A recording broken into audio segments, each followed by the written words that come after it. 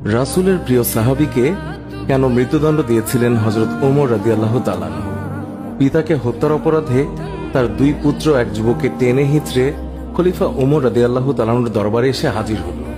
তারা বলল, এই ব্যক্তি আমাদের পিতাকে হত্যা করেছে, আমরা এর সঠিক বিচার চাই।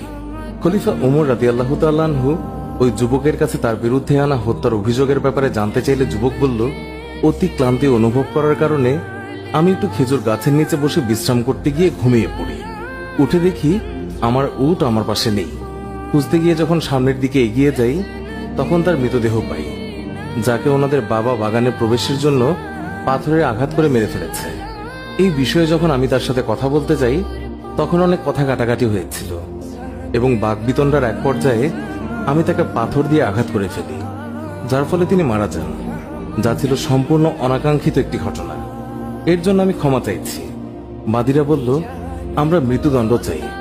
হযরত ওমর রাদিয়াল্লাহু তাআলা আনহু বললেন, উটের বদলে তো তুমি একটা উট নিলেই তো হতো, কিন্তু তুমি বৃদ্ধকে হত্যা করেছ, হত্যার বদলে হত্যা। এখন তোমাকে মৃত্যুদণ্ড দেয়া হবে। তোমার কোনো শেষ ইচ্ছে থাকলে বলতে পারো। লোকটি বলল, আমার কাছে কিছু ঋণ এবং আমানত আছে, আমাকে যদি কিছুদিন সময় দিতেন তাহলে আমি বাড়ি গিয়ে সেই ঋণ এবং আমানত পরিশোধ করে আসতাম।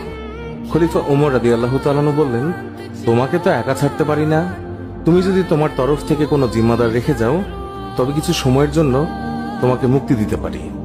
যুবক তখন দুঃখিত হয়ে বলল, এখানে সবাই আমার অপরিচিত, না কেউই আমাকে চেনে না, আমিও কাউকে চিনি না, সুতরাং আমার জামিনদার হবার মতো কেউ নেই। তখন হযরত আবু যর গিফরি সবার মধ্যে দিয়ে বললেন, হুজুর, আপনার যদি অনুমতি থাকে তবে আমি হতে চাই যুবকের জমিনদার। তার এই কথাতে সবাই অবাক হয়ে গিয়েছে, কারণ তিনি ওই যুবককে চিনতেন না, জানতেনও না, কিন্তু তারপরেও তিনি জমিনদার হতে রাজি হয়েছেন। খলিফা বললেন, আগামী জুম্মাবার পর্যন্ত যুবককে মুক্তি দেয়া হলো। জুম্মার আগে যুবক যদি মদিনায় না আসে তার পরিবর্তে আবু যরকে মৃত্যুদণ্ড দেয়া হবে। জামিন পেয়ে নওজোয়ান ছুটে চলল মাইলের পর মাইল দূরে তার বাড়ির দিকে, আর আবু যর গেলেন তার বাড়ির দিকে। এদিকে দেখতে দেখতে জুম্মাবার চলে এসেছে, নওজোয়ানের তো কোনো খবরই নেই। হযরত ওমর রাদিয়াল্লাহু তাআলা আনহু রাষ্ট্রীয় পত্রবাহককে পাঠিয়ে দিলেন আবু যর গিফরি রাদিয়াল্লাহু তাআলা আনহুর কাছে। সেই পত্রে লেখা ছিল, আজ বাদ জুম্মা সেই যুবক যদি না আসে তবে আইন মোতাবেক আবু যর গিফরি রাদিয়াল্লাহু তাআলা আনহুর মৃত্যুদণ্ড কার্যকর করা হবে। আবু যর যেন জুম্মার প্রস্তুতি নিয়ে মসজিদের নবীতে সঠিক সময় উপস্থিত হয়। খবর শুনে পুরো মদিনায় থমথমে অবস্থা। একজন নিষ্পাপ সাহাবী আবু যর গিফরি আজ বিনা দোষে মৃত্যুদণ্ডে দণ্ডিত হবে। জুম্মার পর সবাই মসজিদে নবীতে হাজির, সবার চোখে পানি। জল্লাদও প্রস্তুত। জীবনে কতজনের মৃত্যুদণ্ড দেওয়া হয়েছে তার হিসেব নেই, কিন্তু আজ কিছুতেই চোখের পানি আটকাতে পারছে না।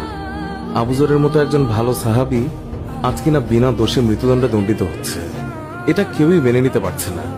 এমনকি মৃত্যুদণ্ডের আদেশ প্রদানকারী খলিফা ওমর রাদিয়াল্লাহু তাআলা আনহু তিনিও অনবরত কাঁদছেন, তবুও আইন নিজের গতিতেই চলবে। তখন আবু যর গিফরি রাদিয়াল্লাহু তাআলা আনহু নিশ্চিন্ত মনে হাসি মুখে এক কোনায় দাঁড়িয়ে মৃত্যুদণ্ডের জন্য প্রস্তুত। জল্লাদ ধীর গতিতে আবু যর গিফরির দিকে এগোচ্ছেন আর কাঁদছেন। জল্লাদের পা যেন আজ সামনের দিকে এগোচ্ছেই না, কেউ যেন তার পায়ে পাথর বেঁধে দিয়েছে। এমন সময় এক সাহাবী জল্লাদকে থামিয়ে বলল, ওই দেখো মরুভূমিতে ধুলোর ঝড় উড়িয়ে কে যেন আসছে, একটু থামো, হতে পারে ওটা যুবকের ঘোড়ার দুটি, একটু দেখে নাও, তারপর না হয় আবু যরের মৃত্যুদণ্ড কার্যকর করো। কাছে এলে দেখা যায় ওটা ওই যুবকেরই ঘোড়া।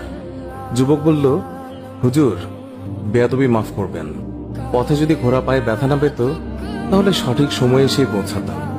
বাড়িতে আমি একটুও দেরি করিনি।